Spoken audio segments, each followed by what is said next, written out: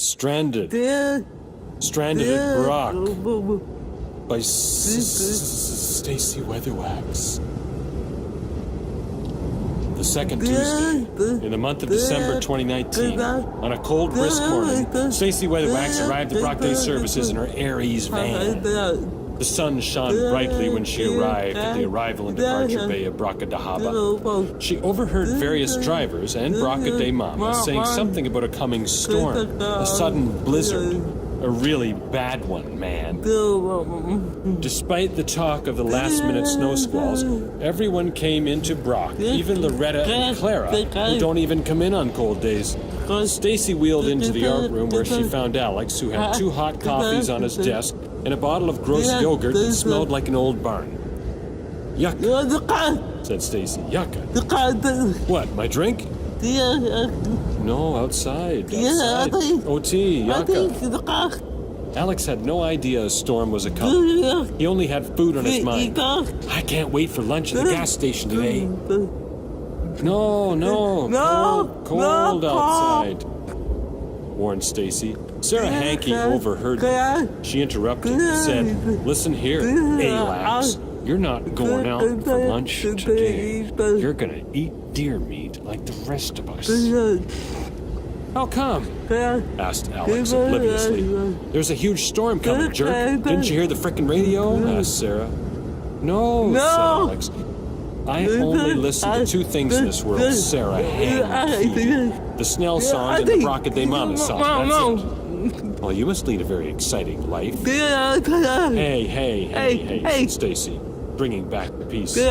Just then, Loretta Van Buren came in the art room, complaining that her group home had just tortured her by putting a bag of hamsters down her throat while slamming her fingers in the fridge door. Loretta, there's a storm a-coming, said Alex. He was excited. He jumped up onto the Brock art room desk and started dancing to country western music. Oh, hell no, said Loretta. I'm leaving now. No. But Loretta turned away, and running over Sarah's toes, she sped for the Brock exit. Cordero stopped her in time before she barreled out into the freezing cold. Well, let's get to work, said Alex. We might as well do some art music while we're here. While people worked in the art room that morning, Scotty, the lawyer, who was now the new CEO of Aspire, called Bracadahaba and told her there was to be an early dismissal. But by the time of arriving at Brock, all the Aries vans had been plummeted into the Niagara River by a strange octo-gorilla monster, and the fleet of vehicles would soon be tumbling over Niagara Falls. There was no way to engage the early dismissal, because there were no vehicles to dismiss anyone upon. Jen Baker, said Alex, looks like you're going to get that Brock sleepover you've always wanted. Go home, no. Go home, no. At lunchtime, everyone ate Sarah's deer meat sandwiches. Stacy found them yucca. Alex found them good, after he spiced the meat up with some of Dave Cordero's ghost peppers and some of Denise Spencer's cigarette butts. Loretta had attempted to escape 3 times again before lunch, but Stacy managed to thwart those attempts. Bracadahaba reprimanded Loretta for trying to leave. She said, "No one's going home now. We are in for a Brock blizzard sleepover. We're stranded at Brock." Sarah Hankey called everyone's home to tell them that all Brock participants would be spending the night at Brock. Well, Loretta heard that she tried to escape again. This time she did. Out into the blowing snow and the cold went Ms. Van Buren, who wore nothing but sweatpants and a T-shirt. "She'll freeze out there," said Sarah. "We have to get her." "We'll get her," said Alex. "I'll need to bring a strike team. I choose Cindy Snell, her cold-tolerant daughters." Fortunately, the storm had let out a little as Alex and the family Snell went out to the search for the missing Van Buren. They had decided to bring along Stacy Weatherwax in the event Loretta required a tow. They followed the tracks in the snow. They found Loretta by the Tonawanda Creek where she turned on her side in her power chair. She called quietly for help, but her voice was masked by the roar of the hurricane-speed winds.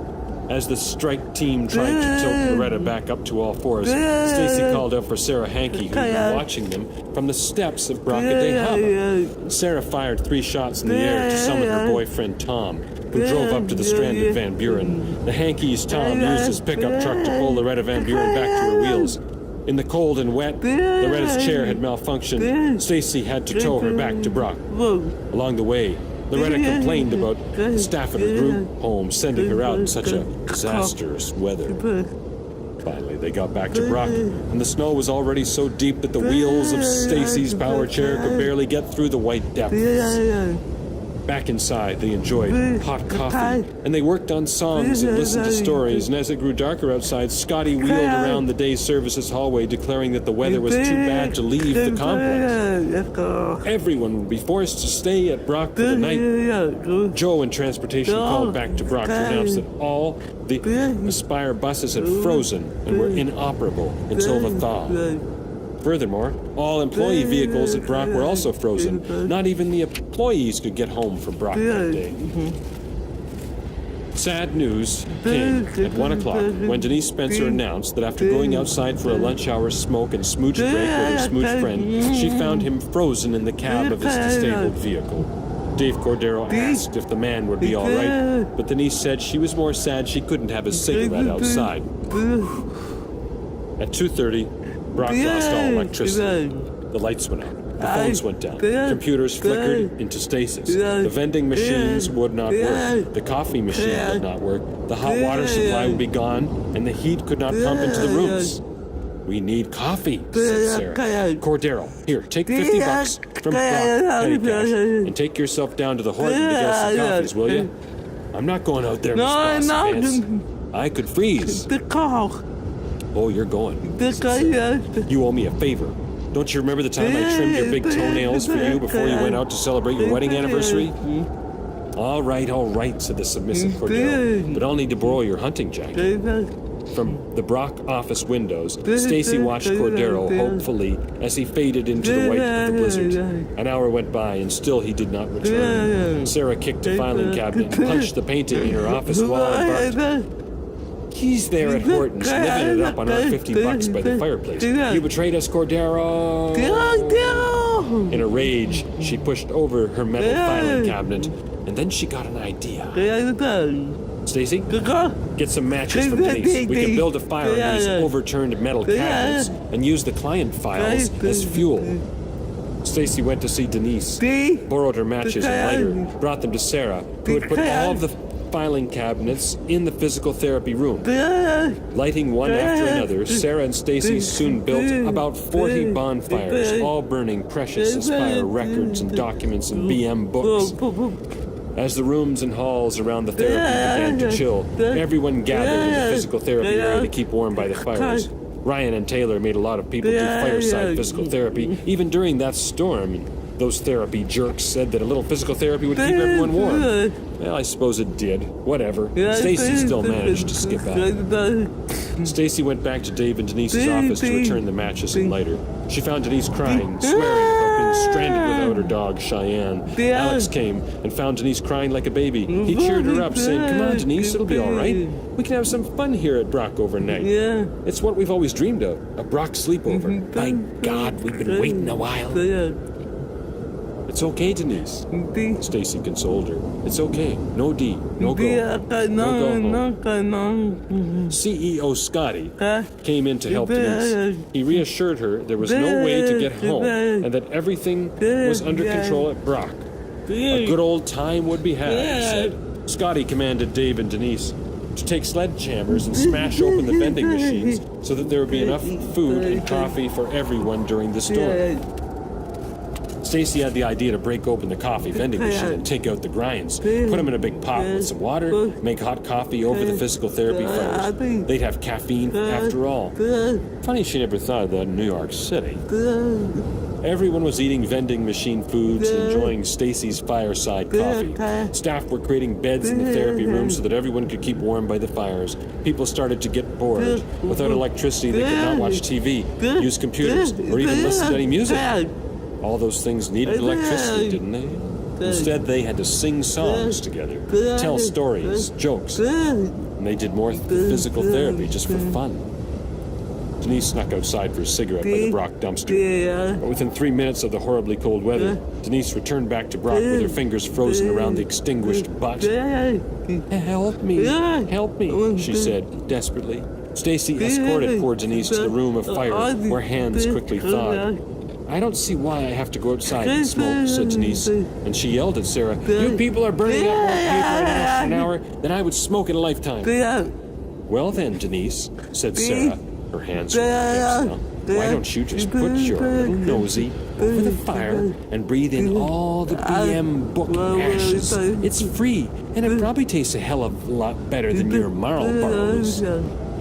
Dave came in stomping off snow, shaking it from his hat. He'd been shoveling clear the Brock exits in the event of fires burned out of control. Boy, I sure am hungry, said Dave.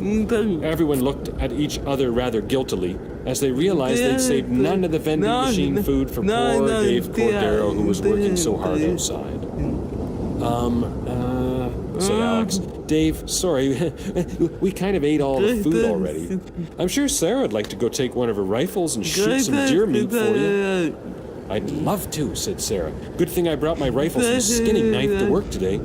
She looked to Stacy Weatherwax, who had just burped after a large gulp of coffee. Stacy, I'm going to need you to come with me. No, too cold. Stacy resisted.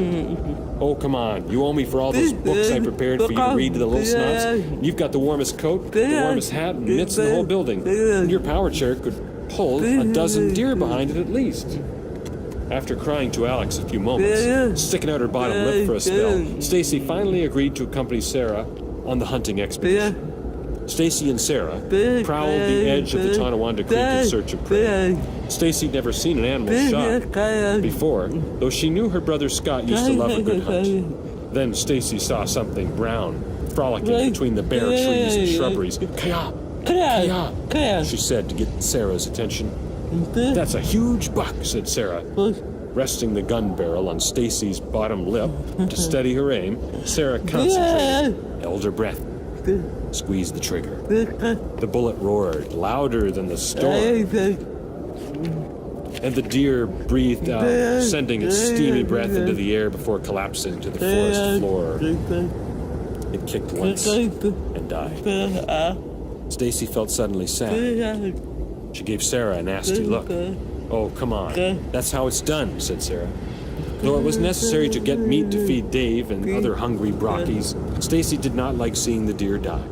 It must have hurt him, she thought. Nevertheless, they shot 11 more. Stacy had fashioned a sleigh from fallen tree boughs, and the bodies of the hunted deer now lay upon the sleigh. It dragged smoothly behind Stacy's powerful power chair. After the hunt, Sarah and Stacy realized they had walked quite a distance from Brock. Stacy was cold, much colder than she'd ever felt before.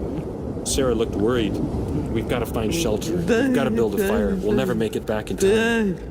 In search of materials to build a shelter, they found a small cabin in the woods. No one seemed to live there at all. They found the cabin accessible, and in they went. Sarah put wood in the fireplace and started it up. Warmth radiated in the small main living area of the cabin. They also found that the lights worked, and so the little cabin had electricity. I think someone's living here, said Sarah, suddenly worried. We may have just broken into someone's home. Stacy called out, Hi-yo, hi-yo, go home? Go home. At first no one answered, but then someone appeared in the door. A man, bundled up in winter clothes, his face covered, eyes behind goggles. He held a gun, a dead deer dragged behind him. Stacy, said the man. It's me, your brother, Scott. He pulled off his mask and Stacy saw the face of her older brother. Huh? She said, I was hunting in the area and I'm looking for a place to have a few beers and peace and I found this awesome cabin. We were cold, said Sarah. We had to shoot 12 deer to bring back to Brock where staff and individuals are stranded. We have to get this meat back to them, Scott. After warming up together in the cabin a while, Scott, Sarah, and Stacy towed through the dark, snowy night all the fresh meat back to Brock. They arrived to find everyone sleeping comfortably as they could in the therapy room where the fire still burned. They had never seen all of Brock's staff individuals together in the same room before, and they certainly did fill the room. Stacy wasn't sleepy. She'd had too much coffee, and so she, Scott, and Sarah went into Scotty's office where they bled, skinned, and gutted the deer. The meat roasted delightfully over the fires, and Stacy got hungry for it. Scott insisted she eat some right away, and though it wasn't any chicken fingers and hot sauce, the meat tasted good. I think I'd like to live in that cabin someday, said Stacy. Seems like a nice place to live. Close to Brock. We should find out who owns it. Maybe we can buy it, said Sarah. It's a nice piece of property, said Scott. I'll give you that.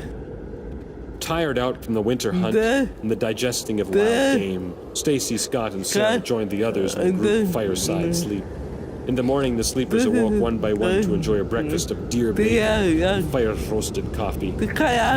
It's clearing up outside, said Brock. We can go home. They all cheered. The storm had passed. The time for home had come. But it was only 7 in the morning. They were already at Brock.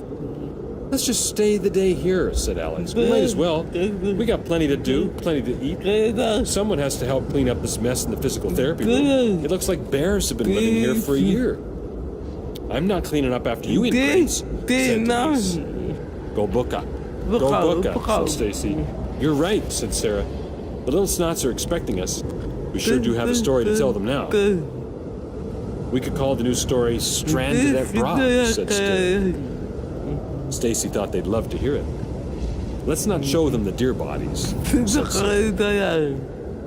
I'll look into buying that cabin, said Scott.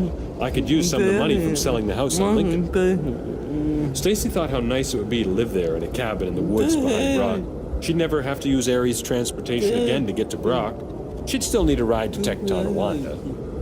At the end of that Wednesday following the storm, Brock's staff and individuals returned to their vehicles. The cars were working. At Candyland, after reading to the Snots, Sarah Hankey drove Stacy home to her house in Sanborn, where Stacy went straight to bed and slept heavily until Thursday morning.